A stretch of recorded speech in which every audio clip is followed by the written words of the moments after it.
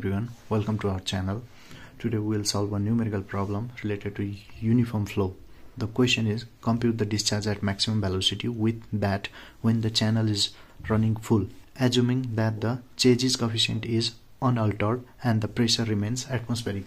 So let's start with the solution. Discharge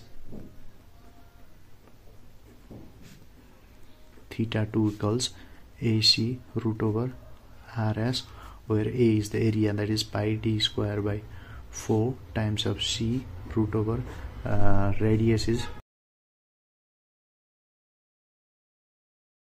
by pi d into S. Placing the value, and the result will be 0.3927 C d power 3 by 2 S power 1 by 2. Now the discharge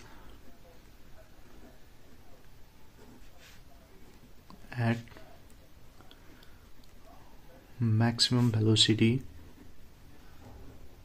having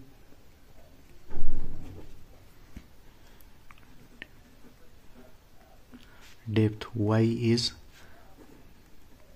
given. At that times discharge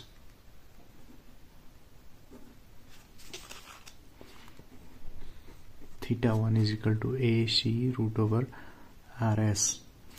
It means 0.6838 C d square root over 0.3 ds. On solving this, we'll get 0.3745 C d 3 by 2 S power 1 by 2, where A equals R square times of theta minus sine theta is divided by 2 equals 0.5 d square times 2.247 minus sine 257.2 is divided by 2 equals 0.683 d square, that is R equals 0.3 d. That is theta 2 is divided by theta 1 equals 1.05. That is when the channel is running fully, the discharge is 5% more than the discharge at the maximum velocity, which is the final.